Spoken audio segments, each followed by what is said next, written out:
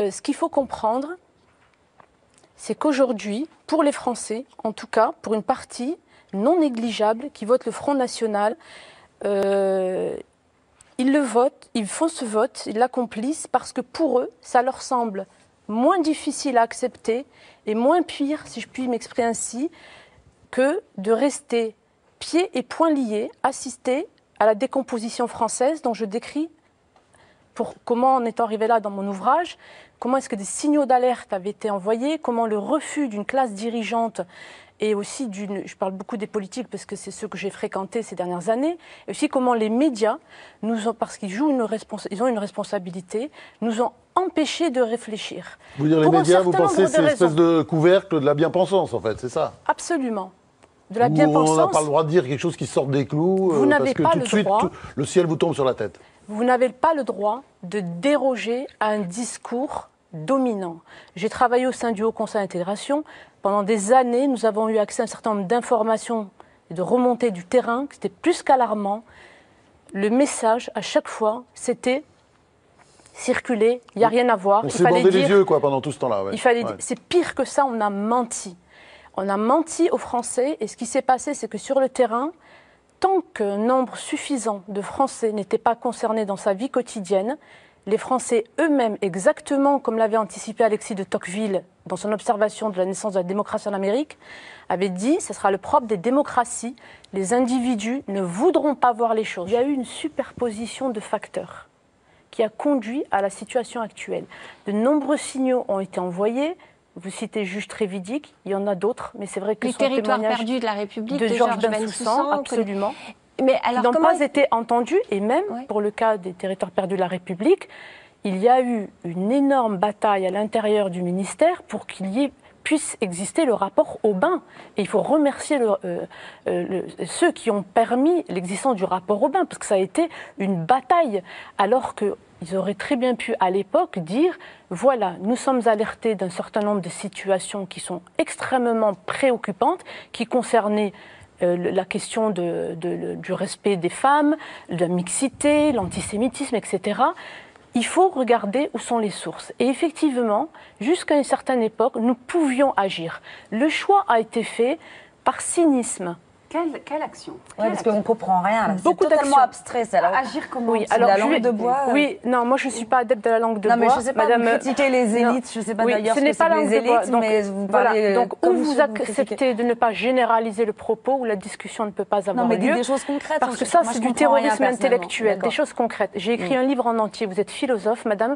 On ne peut pas résumer un livre avec une phrase. Et c'est souvent ce qu'on me reproche. On dit, vous ne dites pas, vous ne donnez pas assez d'exemples. Pourquoi croyez-vous que l'on publie des livres? Parce que parfois, par la plume, c'est beaucoup plus simple de donner un certain nombre d'exemples. Je ne peux pas. De combien de temps vais-je disposer? Je vais disposer de 2-3 minutes.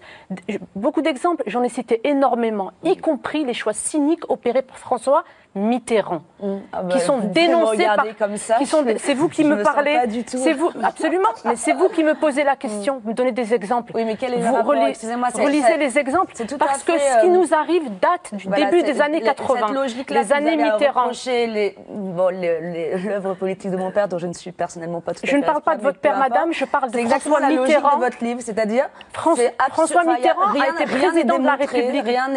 C'est du pamphlet, du ressentiment. On ne comprend rien. Mais moi, j'adorerais que vous nous donniez une solution. Non, vous ne comprenez rien, mais je ne l'ai pas écrit pour vous, mon livre, madame. Je viens de dire, je l'ai écrit pour les Français, pour les générations futures, mais ne vous inquiétez pas. Il y a beaucoup de gens, apparemment, d'ailleurs, qui ne sont pas français. Beaucoup d'immigrés qui ne semblent pas français dans votre livre, d'ailleurs. Il y a vraiment les Français de souche et puis les autres. C'est la manière de réduire, d'empêcher le débat. Donc, ou vous acceptez le débat, ou je cesse de parler. Vous avez gagné, de toute façon, vous êtes dans les médias.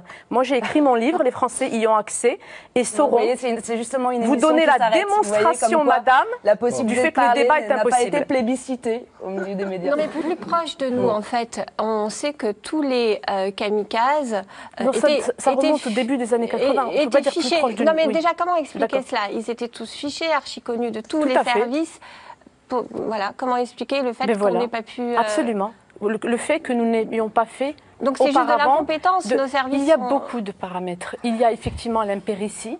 Vous savez, dans un certain nombre de ministères, il est beaucoup plus facile d'obéir de dire oui, d'aller dans le sens du vent, plutôt que de s'opposer. Ce n'est pas simple. Il y a régulièrement, y compris dans la presse, des groupes de hauts fonctionnaires qui publient, mais avec des noms de code, parce qu'ils ne peuvent pas dire ce qu'ils pensent. On l'a vu dans le domaine de l'économie, pour fustiger le libéralisme fou, on l'a vu dans le domaine de l'immigration, dans un certain nombre de domaines. Donc il n'est pas facile de pouvoir résister à une pensée dominante. Et la pensée dominante depuis le début des années 80, et Régis Debray en a bien parlé, c'était de faire le choix du cynisme, de fabriquer le Front National pour nous empêcher de regarder ce dossier en face. Nous ne pouvons pas parler de ce sujet sans parler des opérations proprement machiavéliques qui ont eu lieu au début des années 80, qui ont fait naître, pas naître, mais monter le FN qui nous a à chaque fois empêchés de réfléchir. Parce que dès que l'on commençait à parler de ce sujet, on était pris en étau entre d'un côté tous les antiracistes. C'est l'islamisme radical, c'est ça dont vous parlez? Non, de manière générale, oui, parce qu'il y a un lien, Madame Yad. Vous ne pouvez pas demander à des enfants issus de l'immigration qui parfois traversent, même pas que parfois, pour beaucoup, et c'est normal, traversent des problèmes de ce qu'on appelle en sociologie de la dissonance identitaire, qui s'interrogent sur leur identité. Et ils ont le droit de s'interroger. Vous ne pouvez pas leur répéter pendant 35-40 ans, on vous déteste, les Français sont racistes, ils ne vont pas vous accepter. Et même dans des rapports, on a lu que les professeurs les discriminaient, les empêchaient de réussir.